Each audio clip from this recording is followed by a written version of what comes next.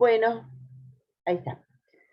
Formalmente, entonces, buenos días, vamos a dar inicio a esta jornada que es de participación activa, donde cada uno de los grupos se ha dedicado a leer, para comentar, compartir con sus propios compañeros uno de los capítulos del texto compilado por Javier Brancoli, docente de la Universidad de Buenos Aires, trabajo de compilación que es producto de un equipo que viene desde hace muchos años investigando fundamentalmente el territorio del conurbano bonaerense, y donde empezamos a encontrar un análisis y una descripción también sobre las organizaciones sociales, sobre las organizaciones de base territorial, sobre su surgimiento, y que nos parece que es fundamental para poder coincidir en esta etapa en la que ustedes vienen trabajando en el estado de situación que les va a permitir construir un proyecto de intervención comunitaria. Así que, bueno, bienvenidos, y vamos a avanzar con la presentación del trabajo de la unidad 1 del capítulo 1. Así que, ¿quiénes están ahí? Buen día, profe. Hola, Franco. Buen día, profe. ¿Cómo estás, Selinei? Con sueño. Estamos todos así. Cuando hace frío es más difícil, ¿no? Sí, por suerte hoy no tuvimos que ir a cursar porque con este frío. Bueno, pero si están para arrancar, capítulo 1. Sí, profe. Espléndidos estamos. Le voy a Bueno. pedir que compartamos pantalla. Sí, ¿a quién le paso el hospedador? A mí, profe. A Franco. Profe, es más fácil si permite compartir pantalla. A ver. Igual a mí me aparece la opción de compartir pantalla, así que. Esperen un minuto. No me aparece la opción de permite compartir pantalla. Abajo, a la Sí, izquierda. compartir pantalla me aparece lo que me aparece cuando... Pero hay como un coso que dice seguridad. Es un icono que dice seguridad, el que está a la izquierda. Abajo a la izquierda. No lo veo, y no quisiera que nos demoremos más porque estoy además admitiendo a compañeros que todavía están entrando. ¿Dónde estás? Hola, buen día. ¿Querés ponerme, Adri, para que yo vaya aceptando a los que van ingresando? Como anfitriona. Sí. Sí, pero espérame un minuto que no encuentro. Sí. A ver.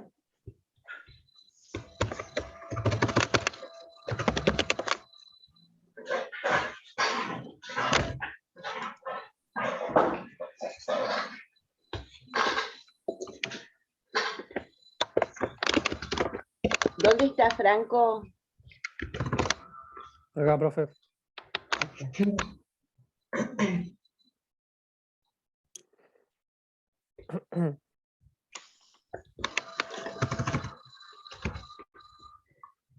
A ver, arranquemos ahí.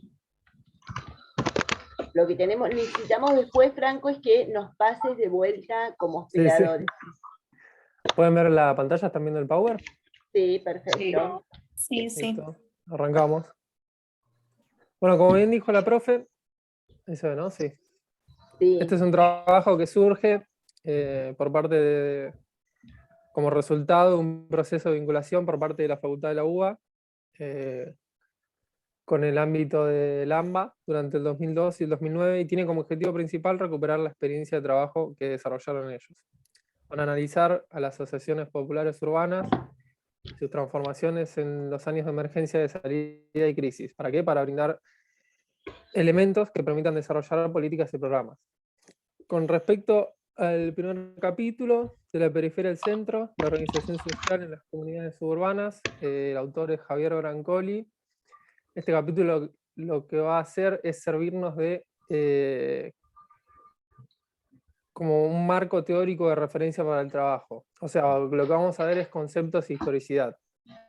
Para esto, lo que tomaron fueron autores clásicos de las ciencias sociales, como Tonies, Nisbet, Durkheim, Weber. De lo que nos habla, en principio, van a ser de 3 dimensiones que nos van a permitir aproximarnos a las organizaciones en el escenario urbano.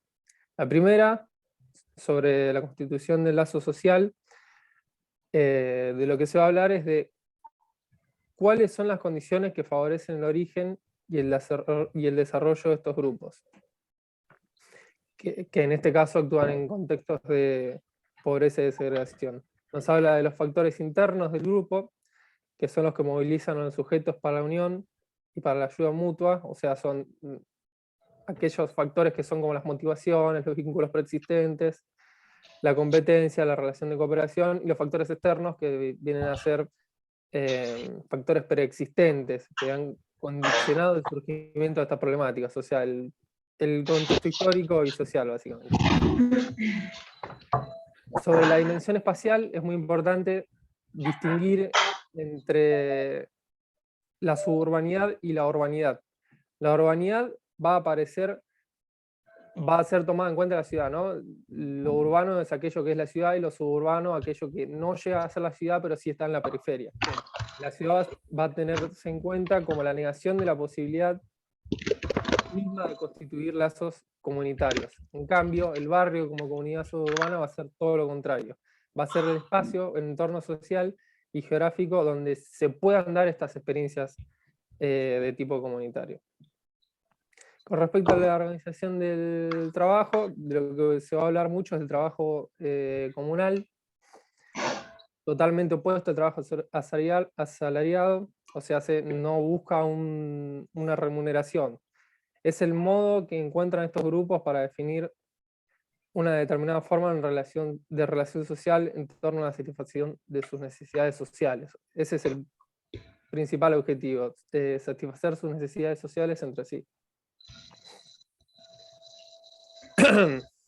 Con respecto al lazo social y su origen, Tonies nos va a decir que el elemento que nos permite componer los lazos sociales va a ser la voluntad humana. No cualquier tipo de voluntad, sino la voluntad humana definida como las acciones recíprocas. Estas acciones recíprocas entre sí van a formar un sistema de relaciones, y un grupo conformado por estos sistemas de relaciones positivas van a ser llamadas uniones. Y acá pasamos a otros 2 conceptos que nos van a llevar a lo de comunidad y lo de sociedad. Van a aparecer los ideales de unión orgánica, como aquella que está relacionada con la comunidad, y unión mecánica, que está relacionada con la sociedad. No se detiene mucho a definir esto, pero sí, lo que sí es importante es dar cuenta de la diferencia entre lo comunal y lo social. Y para dar cuenta de esto, lo más fácil o lo principal es entender que la diferencia se encuentra en el tipo de relación que se establece entre las personas. Como dice en el texto, en lo comunal las personas van a estar esencialmente unidas y en lo social esencialmente separadas.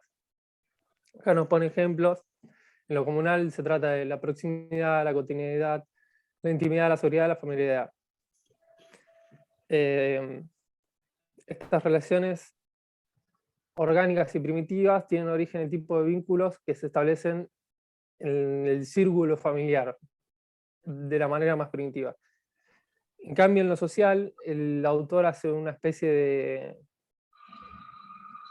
de metáfora con respecto a las moléculas y los átomos, y toma al individuo, lo pone como un átomo aislado, o sea, el átomo es el individuo aislado de la sociedad que después va a entrar en contacto con ella misma. Y la molécula, o sea, la conformación de átomos, que es lo más cercano al átomo, va a tratarse de la familia. Listo. Sigue Eli, ¿no? Sí, sigo yo. Bueno, desde la vida comunitaria existe una mediación entre lo que es la vida privada, la casa o el hogar y la vida pública de la ciudad. Es en este espacio de mediación donde las organizaciones sociales asumen un rol de importancia para lo que es la vida cotidiana de las familias y los individuos que constituyen estas comunidades. En primera instancia, las comunidades surgen o se denominan, según el texto, como grupos fundadores. Estos grupos fundadores tienen como característica que la forma de relación es la comunidad y el intercambio. Ay, no sé quién está ahí.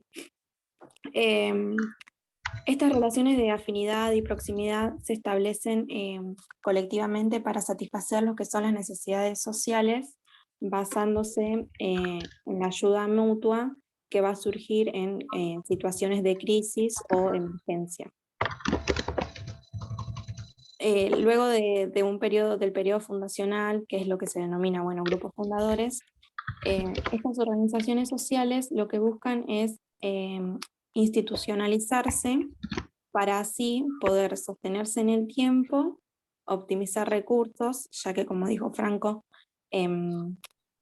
son organizaciones que no son asalariadas y no cuentan con ciertas características, entonces lo que buscan es encontrar formas para optimizar esos recursos, y para ello necesitan relacionarse con otros actores. Entre ellos, el actor principal con el que necesitan relacionarse es el Estado.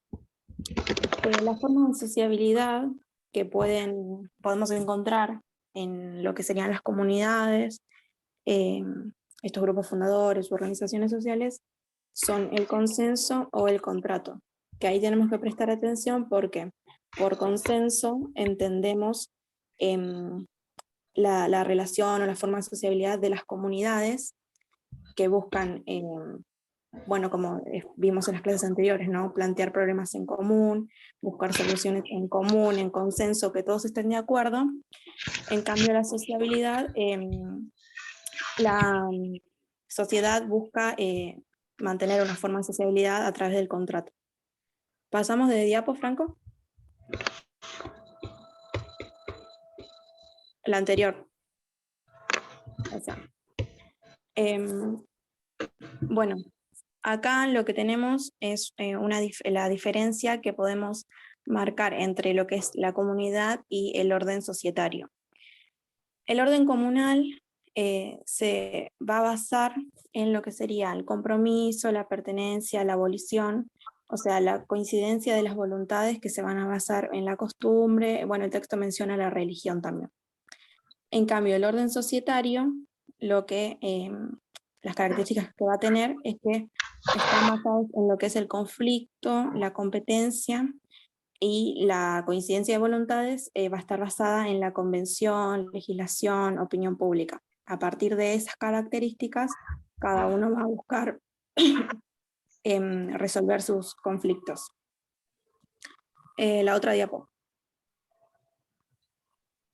Bueno, frente a todo este cambio, este proceso de institucionalización y demás, la modernidad o el individualismo presenta una cierta resistencia por parte de estas organizaciones sociales, donde se destacan, bueno, el espacio local, la familia, las relaciones sociales de cooperación y ayuda mutua, en donde los movimientos cooperativos, como por ejemplo los sindicatos y demás, se constituyen como una recuperación del lazo social. Y ahí, si ven unas fotos, tenemos, bueno, la foto de un barrio obrero en la época peronista, ¿no? Y la otra de una villa ahora actualmente. Y ahí es donde encontramos estos tipos de relaciones comunales que vendría a ser en los asentamientos, las villas y los barrios. Ahí estamos. Bueno, en esta parte del texto vamos a hablar sobre la integración, la unión social que se da con esta nueva división de trabajo social, que se da con el nuevo surgimiento de las nuevas sociedades y cómo eso refleja en las nuevas organizaciones sociales. El autor de este texto trae a Durkheim, que es un sociólogo y un filósofo francés, que decía que la conciencia colectiva es un elemento que parece tener vida propia, y está conformado por todas las creencias, prácticas y rituales que los miembros de una sociedad comparten. Y acá aparecen los conceptos de solidaridad mecánica y orgánica, que con el paso de una sociedad a otra, bueno, se da, o sea, del paso de una sociedad a otra se da un tipo de solidaridad y otro tipo de solidaridad.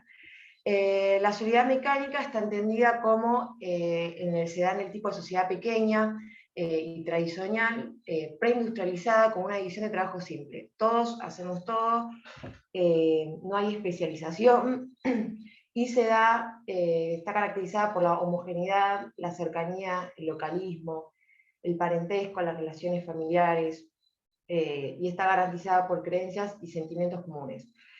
Esta solidaridad va a ser reemplazada por la solidaridad orgánica, que va a hacer referencia a un tipo de sociedad más grande y moderna, industrializada, con una división de trabajo especializada, más individualista, heterógena, donde las relaciones de parentesco no importan tanto, y el cercanismo y la localidad tampoco.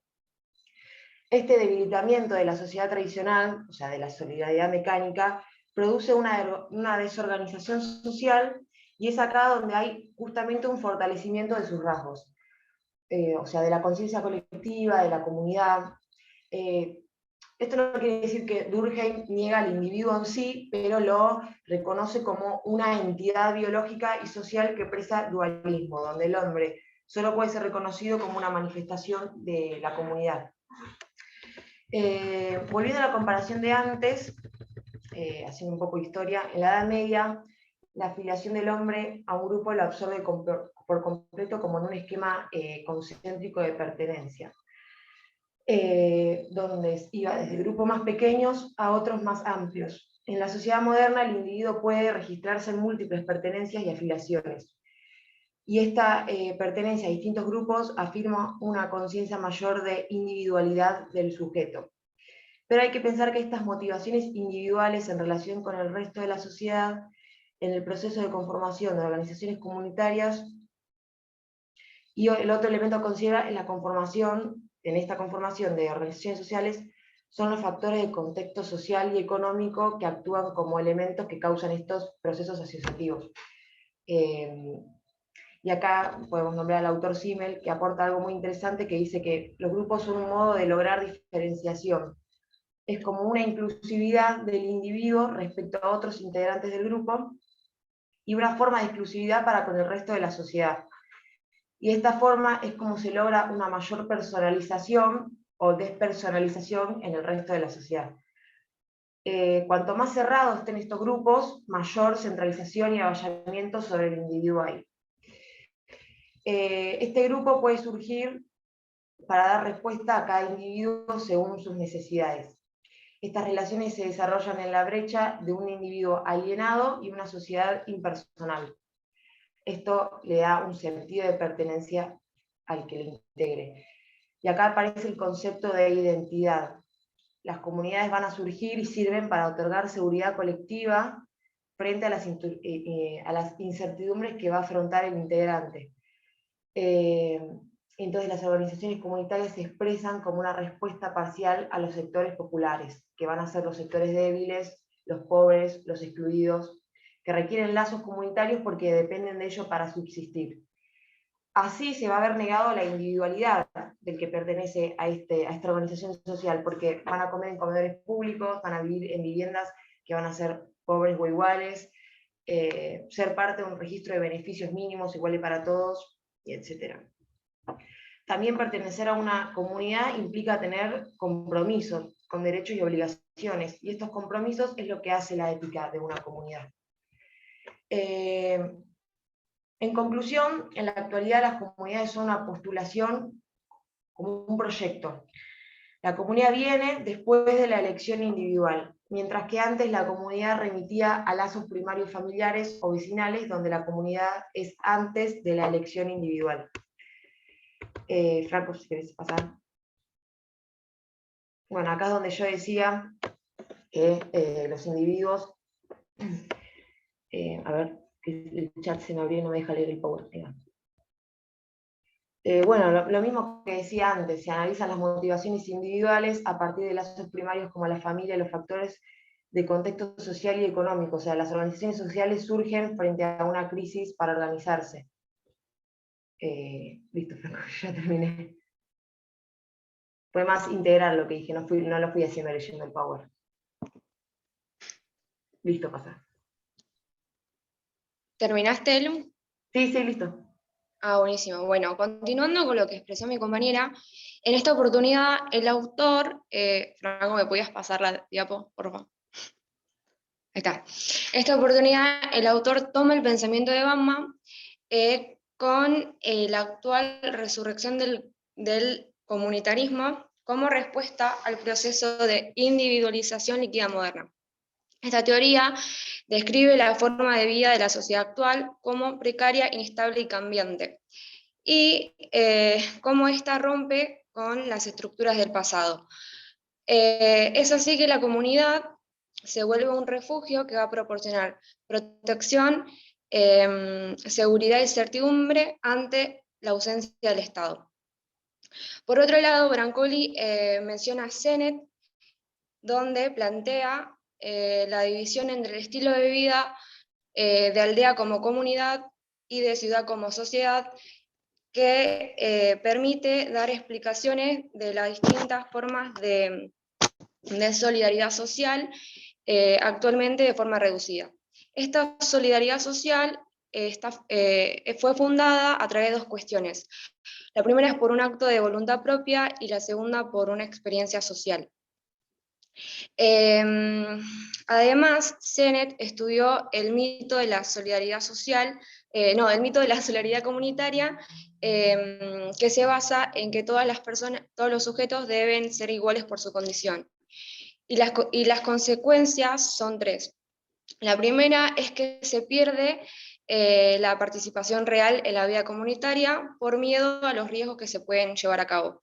La segunda es la represión de los diferentes, y la tercera es que la vida comunitaria está ligada a la violencia, porque la comunidad define una oposición con lo diferente.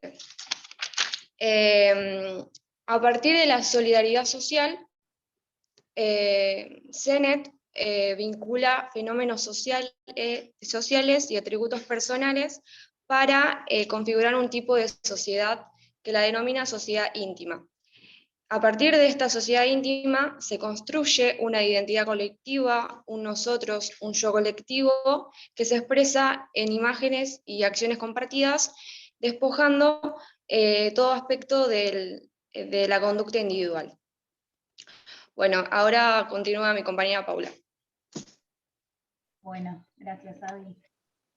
Bueno, en una segunda parte del texto, el autor empieza a analizar como distintas situaciones que se dan en territorio, y ahí toma el concepto de vecindad como esta especie de lazos y contactos entre los hombres que conviven en un mismo espacio común, no entendiendo el territorio como solamente el espacio físico, sino también las relaciones y las tensiones que pueden surgir en ese territorio. Lo que nombra el autor es que en ciertas situaciones de crisis, de conflicto, surgen ayudas comunitarias dentro de la vecindad, dentro del territorio, que vienen a paliar esta situación de crisis. A mí, leyendo el texto, se me hizo acordar, puse ahí las imágenes del trueque, por ejemplo, en el 2001, que fue una crisis muy social, económica, muy grande. Entonces, en muchos barrios empezaron a surgir los trueques de manera que, bueno, uno tenía verduras, el otro tenía ropa y se intercambiaban. Fue una forma de sostener esta situación de crisis.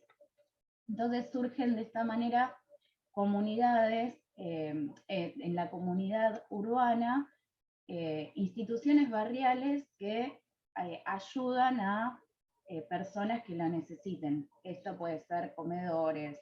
Surgió también mucho en la pandemia, esto de organizaciones aisladas, por ahí sin ninguna institución que las ordene, pero comedores como para ayudar al territorio, en el barrio, a gente que lo necesite. ¿Pasamos, Franco? Sí, Pau, perdona que te interrumpa, quedan 6 minutos, profe.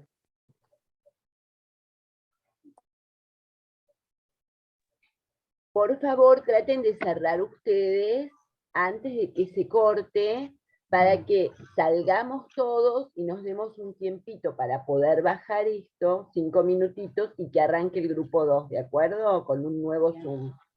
Bien.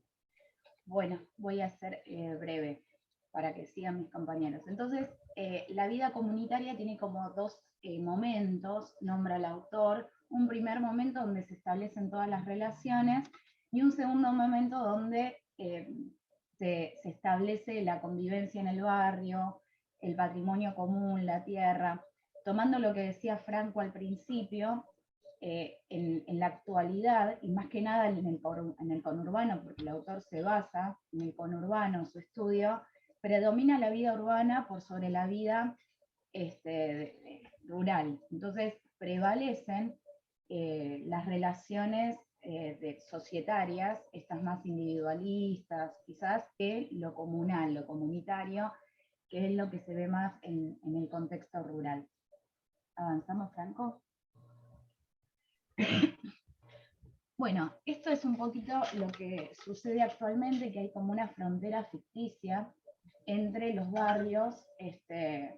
El autor nombra, por un lado, una frontera que separa los barrios más marginales. Esto se ve mucho en América Latina, no solo en Argentina. Acá se ve claramente en Capital, que uno va por la autopista y tiene asentamientos, pero también se ve, esta imagen de la izquierda es Río de Janeiro, bueno, esta es la de la derecha, es acá en Buenos Aires, la Villa 31, pero también en Medellín. Es como que se organizan y se generan fronteras entre los barrios y el resto, entendiendo también el resto como a veces una amenaza, ¿no? O sea, estos barrios se generan organizaciones bien concretas, lazos bien concretos, que quizás alguien que no pertenece al barrio no los entienda o no esté incluido. Bueno, avanzamos un poquito. Ahí retoma la idea de separación y de exclusión. Bueno, y acá toma la idea de una construcción artificial de la comunidad. En esta separación, y tomando la idea también de seguridad, a mí se me vino la idea a la cabeza de un country, por ejemplo, que entendiendo al otro como una amenaza por la propia seguridad, pensando también desde una postura muy individualista, se genera una división artificial de la comunidad y se genera, por ejemplo, un country. El autor nombra un gueto, pero acá no usamos esa palabra, que ahí es como que la persona en el country hace todo. A veces no tiene que ni salir del country. Está la escuela, está el trabajo, está todo. De hecho, hay como una enfermedad mental de personas que tienen miedo a salir del country, ¿no? Esto tomando el concepto de seguridad y el concepto de construcción artificial de la comunidad, no como algo espontáneo que se genera a partir de lazos sociales, sino en forma artificial. ¿Avanzamos, Franco? Bueno, y acá nombra que en esta construcción artificial de la comunidad se generan espacios públicos, por ejemplo las plazas o los shoppings, donde no es necesaria la interacción social. Cada uno es como que está en su mundo. Ahí mismo en la foto se ve, las personas en un shopping o en una plaza no interactúan entre sí, si bien son espacios comunales, no se generan ahí relaciones de lazos afectivos que quizás Bauman, en su concepto de comunidad y demás, toma. Bueno, acá en la comunidad artificial no se genera y es como un espacio forzado donde la relación no existe entre individuos y se basa en el individualismo y en lo económico. Estoy tratando de resumir bastante. Y la última, Franco. Y acá entonces surgen dos concepciones de otredad, de pensar al otro. bueno, una concepción antropogénica que está orientada en la aniquilación de los otros, en expulsarlos porque son extraños, porque son ajenos, esto desde el concepto de seguridad individual. Y otra concepción, que es la concepción antropofagia, que es la aniquilación de la otredad para devorar los cuerpos extraños. Por eso el nombre, antropofagia. Y de esa manera se establecen predominios culturales, ¿no? ¿Qué es lo que suele pasar ahora?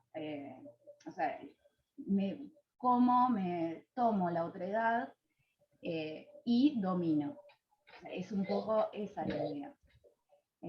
Bueno, no sé quién sigue Rocío. Bueno, las comunidades suburbanas nacen a partir de barrios que son sectores negados por la pobreza, la humildad, y eso Rocío, genera... se va a cortar, cuando se corta nos volvemos a conectar, ¿eh?